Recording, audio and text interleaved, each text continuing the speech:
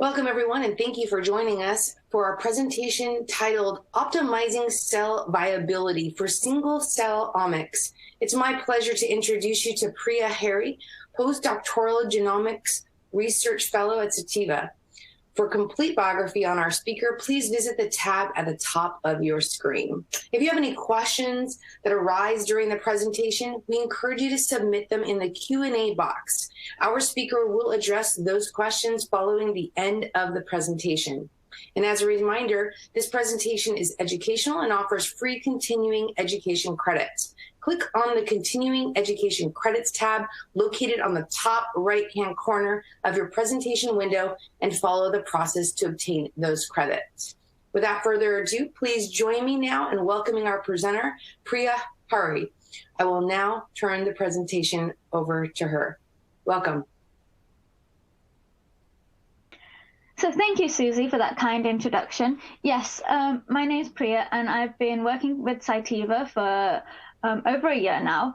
And recently we have been working towards optimizing cell viability for your single-cell omics experiments. More specifically, we're talking about the dissociation of solid tissue samples for multiple purposes, such as single-cell proteomics, genomics, transcriptomics, or even for flow cytometry and fact sorting. The applications are multiple. But first, I'd like to begin with this unfortunately quite corporate-looking slide. But the reason I've chosen this slide to talk to you with today is because it shows how the trends of single-cell sequencing, particular genomic sequencing, have been increasing rapidly in the recent years and is set to increase much further over the next 5 years. But this all began in 2009, with the first single-cell experiment being conducted on a 4-cell stage blastomere of the mouse. Since then, in 2014, the first commercially available platform for single-cell sequencing hit the market. And now many of us researchers are able to conduct research at a single cell level, moving on from that bulk sequencing we used to do of all the cells and being able to look at different tissue types and different cell types within those tissues. And what's particularly important here is you can see the vast cost involved in doing these experiments, particularly the single cell sequencing experiment itself is very costly.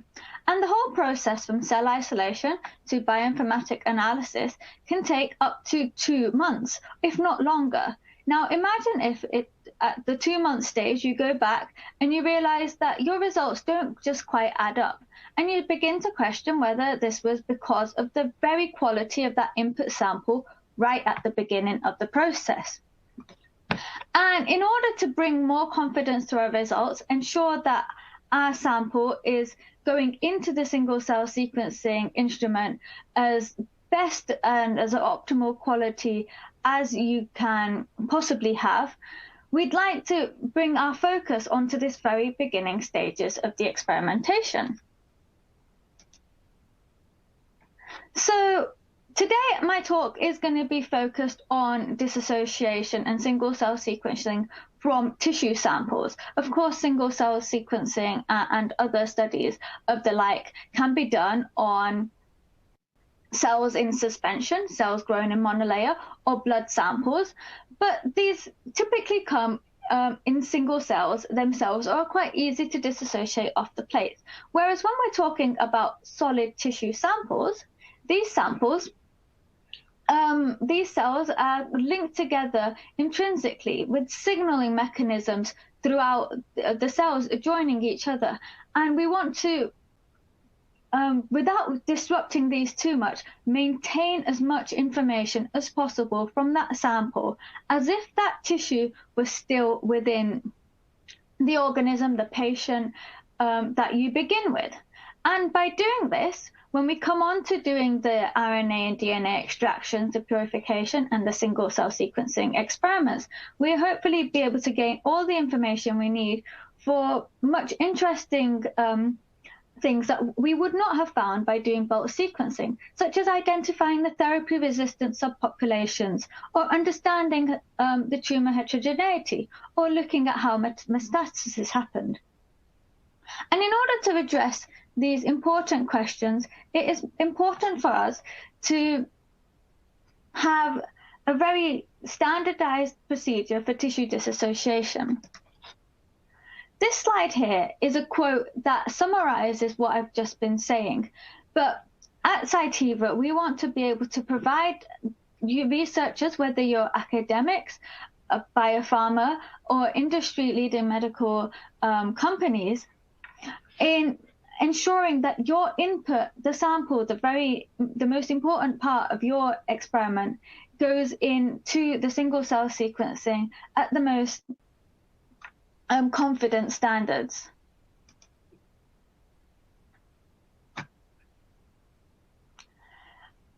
To begin this journey, we started by interviewing and talking to many researchers who are currently doing tissue disaggregation for single-cell experiments.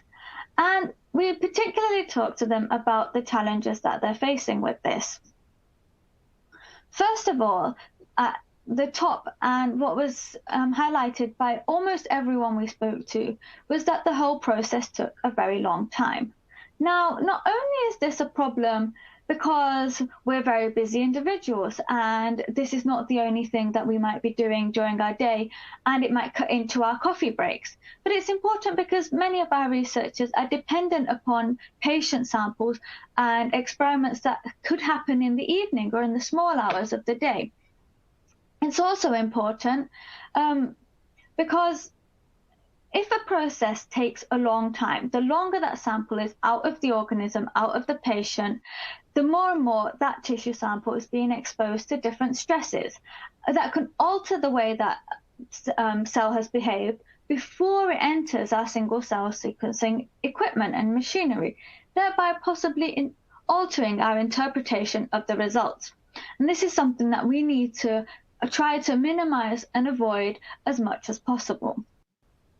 The fact that it takes a long time leads into the second biggest problem that we heard time and time again, was low viability. The lower the viability, the more and more dead cells we've got, which are not very useful to us at all. These are not the cells that we want to sequence. In fact, most single-cell sequencing technologies recommend that your sample be at least 75% viable. The lower the viability of the sample, the more cleanup processes you're going to have to do with your cells, meaning that the whole process takes a lot longer. Again, going back to issue number one. The third problem I've got on here is sample size and availability. Now, particularly during this pandemic time, although this research we did was conducted prior to the pandemic, sample availability was already an issue. This has dwindled more and more as we speak. Sample sizes are reducing as well because, in a good way, technologies now enable surgeons and nurses and those involved to take smaller and smaller biopsies from our patients in order to minimize their discomfort. But that means that by the time the pathologist has looked at the samples and they're available to the researcher, they've got very little material to work with. And then if of that very little material, the viability is low, you've got even less to work with. Therefore, it is incredibly important that from that small tissue sample that is incredibly precious, have we even managed to get hold of it, that we get the best information that we can from that sample. In the bottom corner here, I've already iterated cell stress and transcriptome changes because this goes hand in hand with everything, all the other challenges on here. And finally, the last two on my slide here are poor reproducibility and automation, which again go hand in hand. The current processes are not automated, which means they're very user dependent. And we all know, but between myself and my colleagues, no matter how hard we try, there will be inherent variability. And the more variability we introduce into our results, the more we will end up doubting the final results and trying to decipher what is true and what is not true. So these are the challenges that are currently being faced with tissue disassociation. And they really stem from the workflow in which tissue dissociation is typically conducted. So I've put together here a summary of the typical manual disaggregation process. First of all, the experiments begin by taking your piece of tissue and the most basic of equipment, a pair of scalpels or scissors and tweezers, and you are to mince the tissue to as fine as possible, 1 to 2 millimeters squared, or a grain of rice, they say. As you can see from the image, this is quite easy to conduct, but quite rudimentary. It can take about 5 to 20 minutes, depending on the size of the tissue, the toughness of the tissue. It could even take longer. Then we scrape up those pieces of tissues and put them into our enzyme cocktail.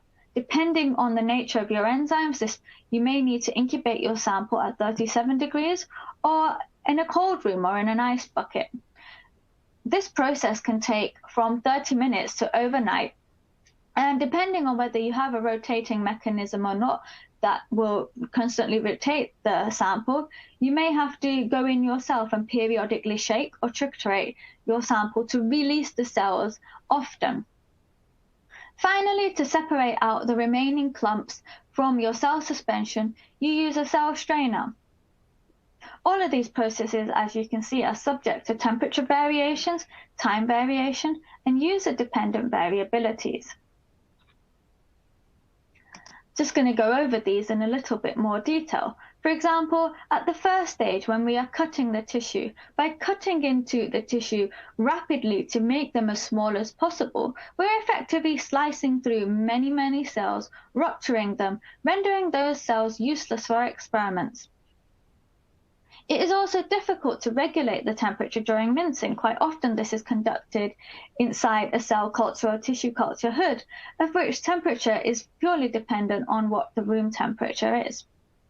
And finally, before we pick up our samples and put them into our tube of enzymes, we are bound to lose some material to the dish, as we will never be able to recover every single bit of that sample. Variability, like I said, is also caused by different procedures and different people. For instance, I may find that chopping the tissue slowly but gently is better, yet a colleague of mine may say, let's do it as fast as possible, but they might be operating much harder. Either way, how are we to know which is the best procedure and how much impact these cells are having, not just visually on your sample, but right down to the genomic level?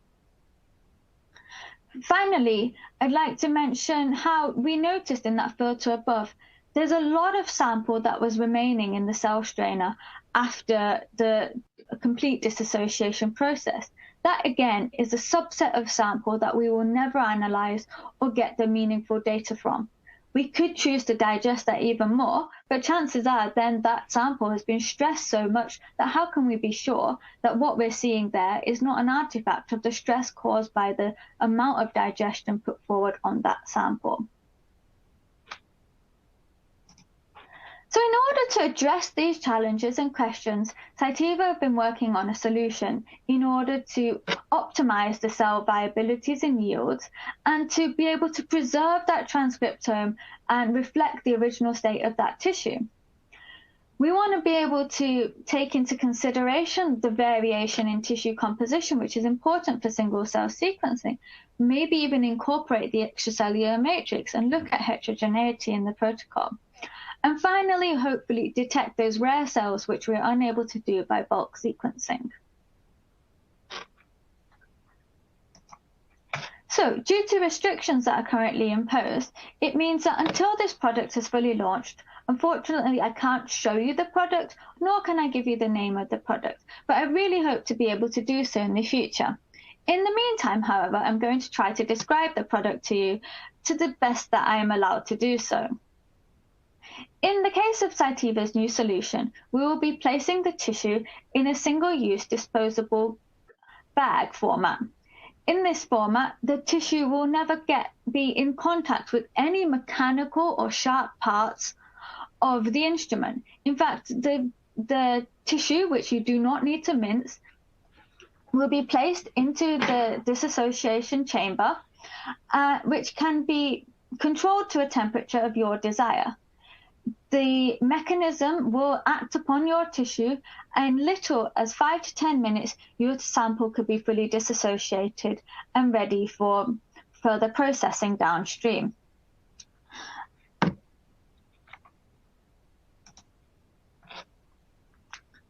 So to put this into a little bit more context, this process is gentle due to the lack of any sharp edges or anything touching the tissue. And it is also quick, meaning that cell viability and yield are much improved. And I don't need you to take my word for it, as in the coming few slides, I'll be showing you some of the data. The instrument is programmable, and you can set the temperature anywhere between 0 degrees and 40 degrees Celsius, meaning that you are free to optimize this and choose the temperature best suited to your enzyme's needs.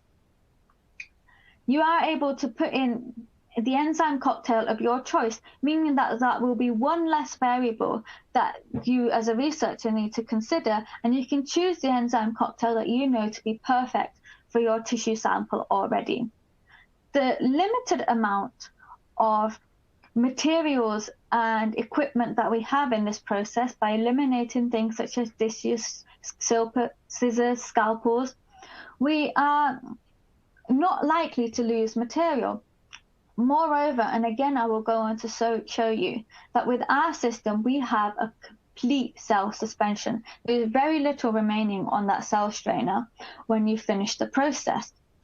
The fact that this is automated means that we can avoid user variability, as day by day, no matter who uses the system, the output should be the same, provided that the sample is the same. Of course, if the sample has variability in itself, there's very little that we can do. But most importantly, this procedure is rapid. It is much quicker than the current methods that I've described, as even in 30 minutes, we're able to disassociate very tough tissues such as the mouse lung tissue. So now, as I've promised, I'll go on to show you some of that performance data. Here I'm comparing tissues disassociated using our automated system versus the manual disaggregation that I described a couple of slides earlier. First and foremost, the table on your left shows the average sampled incubation times at 37 degrees Celsius. This is to say that with our automated samples, this is the time taken for the full tissue disaggregation. As I mentioned earlier, you can put in the whole sample, no need for pre-mincing, into the disassociator, and this is the length of time that we have optimized for the full dissociation of the given samples here, the mouse lung, kidney, liver, and spleen. However, with the manual, I've only recorded here the one constant, the time that we leave it in the incubator for. However, the length of time that it might have taken for the preparation of these samples, the manual mincing of these samples into the small grains, is of course variable, and an additional time that you need to add onto the time indicated here, all of which of course are already longer than the time taken for the automated processing. Next, following tissue disaggregation, you can pass the cells through the cell strainer to remove the cell clumps. However, as you can see from the automated disaggregation, from the lung, kidney, liver, and spleen, very little, if any, solid bits of tissue are left in the strainer, meaning that 100% of that sample has flown through and will be available for your analysis. However, with the manual processing, you can see much of that tissue still remains, meaning that those samples or that tissue will not be available for analysis later in your process.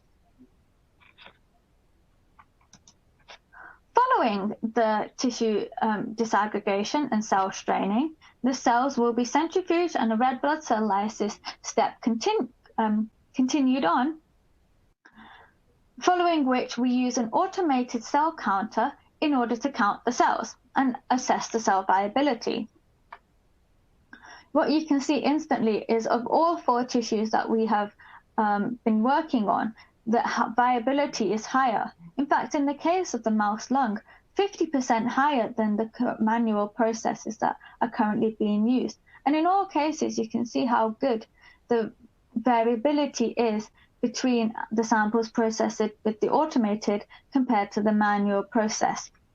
By having over 75% viability in all cases, 100% of the times, would remove the need for post-processing, like the removal of dead cells, and there would also, of course, be less debris in these samples, reducing the potential of blocking the fluidics channels of the single-cell sequencing machinery. Following on from cell viability, we're able to count the cells. I've represented the cell yields by counting the number of viable cells per milligram of input tissue to ensure that all experiments are equally comparable. You can see again that in all cases of tissues, we have much higher yields of cells remaining following the automated dissociation compared to the manual dissociation.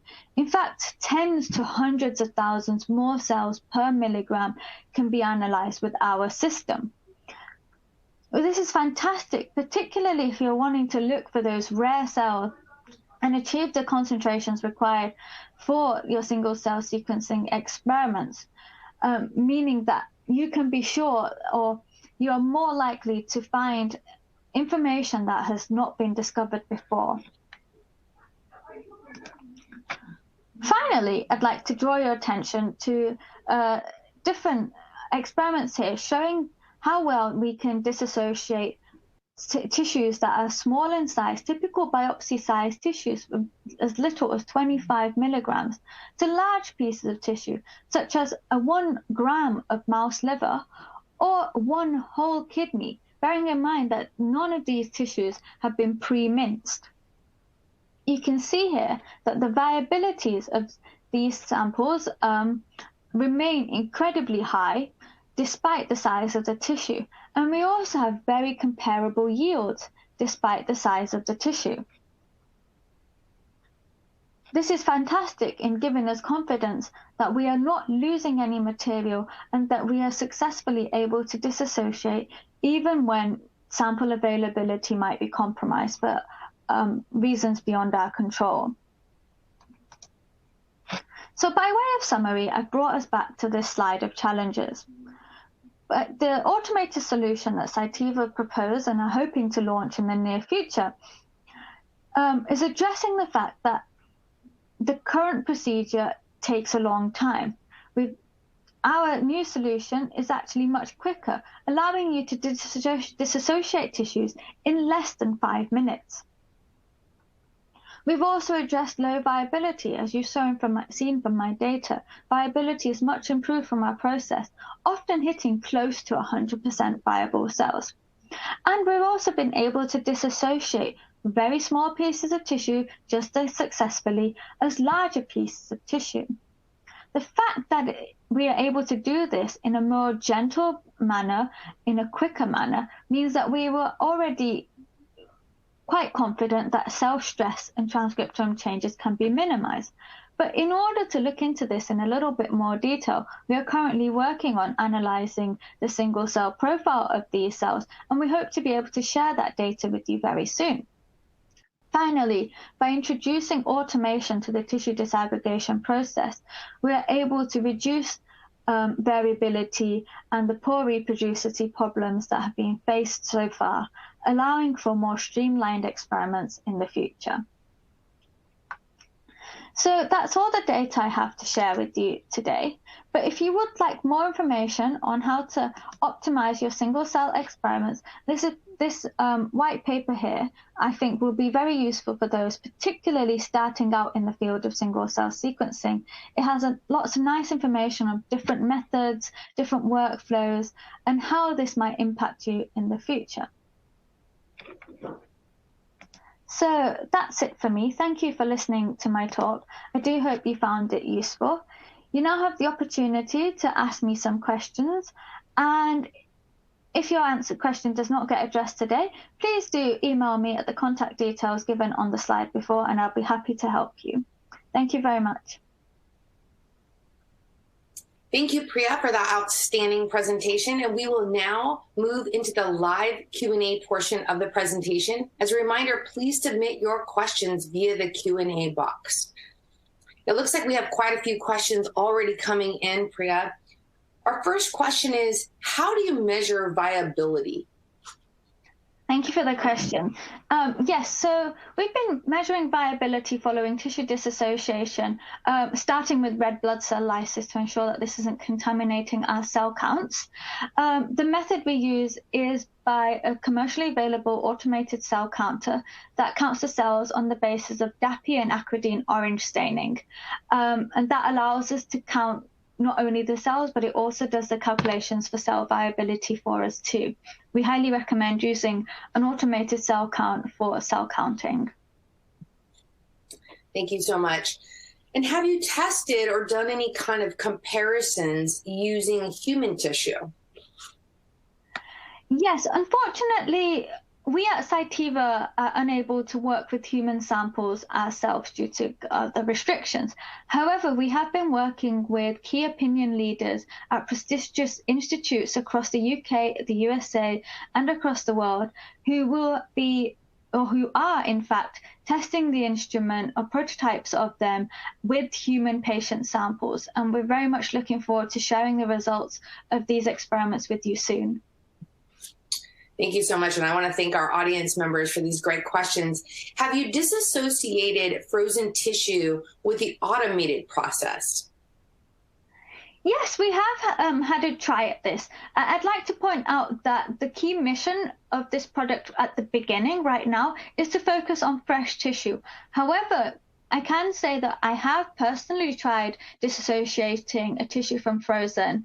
It thaws very quickly, and I had very good viability results given the circumstances.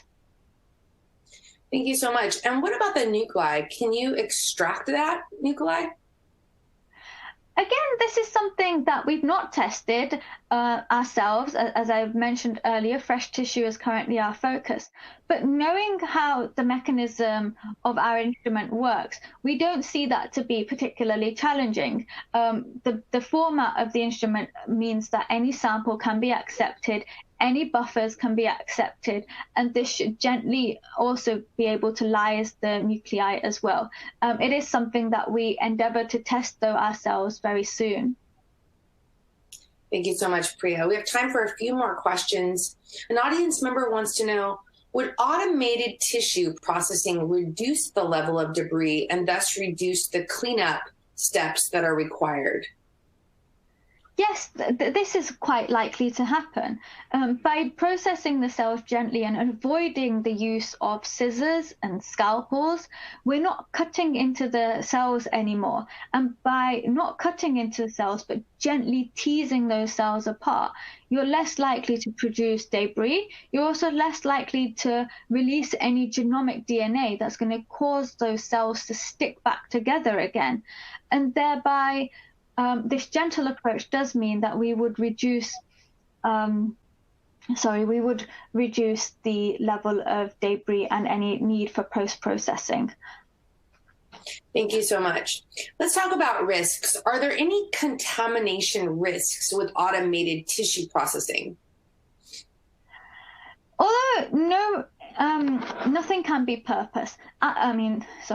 Although nothing can be guaranteed, what I can tell you is our system has been designed in a way to limit contamination by reducing the amount of equipment you need for starters. For example, there's no incubator, there's no dishes, there's no scalpels. We're already reducing contamination. Your sample will be secure in this bag, and it doesn't even touch any of the machinery of the instrument. Therefore, again, meaning that we have reduced contamination, and it is a whole closed chamber. Therefore, we at Cytiva have taken as many precautions as possible to ensure that contamination does not occur in your samples. Thank you so much, Priya, and thank you for our audience members, these great questions coming in. In which area of research is automated tissue processing likely to have the most positive impact?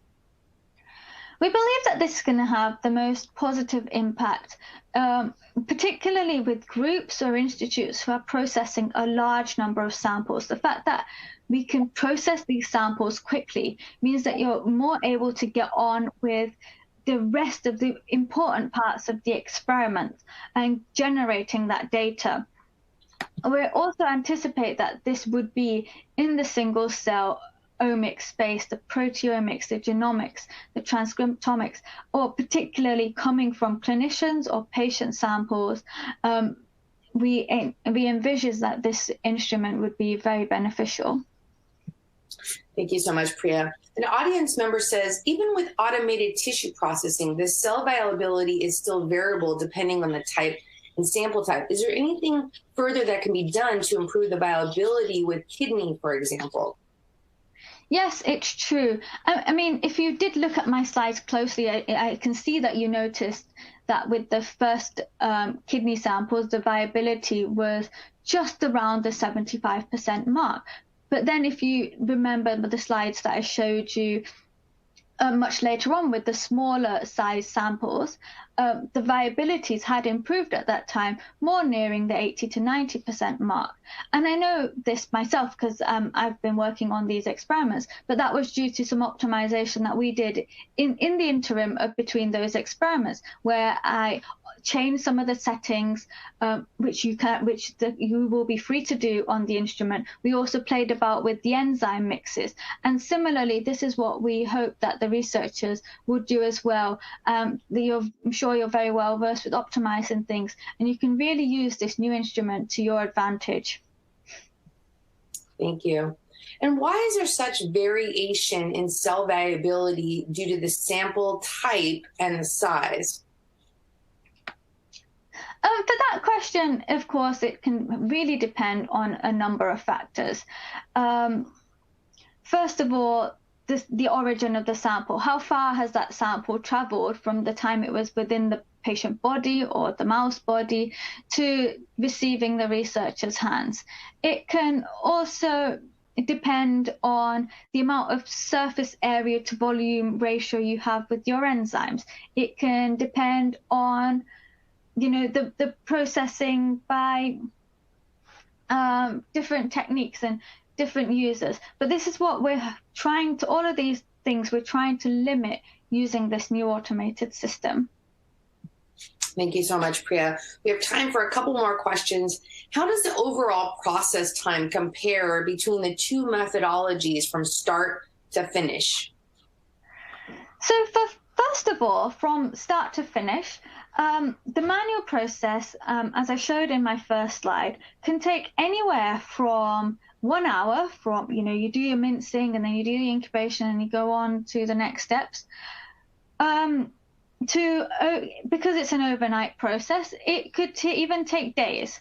However, with the automated solution so far, we can disassociate the toughest of tissues without any pre-mincing in as little as half an hour. Therefore, the automated process is a much quicker process from having a solid tissue down to your single cell suspension. Thank you so much. An audience member wants to know, do you obtain a true single cell suspension or do you observe doublets and aggregates? Yes, so far, looking at my results from the cell counter, I can see that at least 80% of my population will be individual cells. It is true that sometimes we can see some aggregates forming within these cells, but that's not to say that that's because of the disaggregation process. This could be due to the enzymes. It could be due to the post-processing, such as during the centrifugation stage or the red blood cell lysis stage. What we are looking to do very soon is to analyze the cells with flow cytometry, because that will really help us to distinguish between the single cells and the doublets. Thank you so much. Now we have time for one more question. Have you looked at sequencing data comparison to check for transcriptome integrity? Yes. So as I was saying earlier, it is something that we are currently working on, and I'm hoping to share the details with you quite soon, but I will share with you that so far the data is really looking promising towards supporting the automated system at reducing stress on the cells. Priya, this has been a fantastic presentation. Thank you so much for your time today.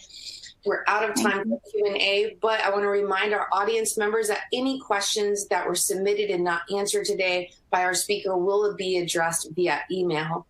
Thank you again, Priya, and thank you to the audience for their outstanding questions. This presentation will be available for on-demand viewing for 12 months, and please remember to share it with your colleagues who might be interested in today's topic. And don't miss out on the other presentations on our agenda.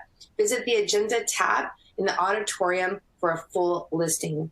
Thank you again, Priya, and thank you all for your participation. Until next time, stay safe, stay healthy. Take care, bye-bye.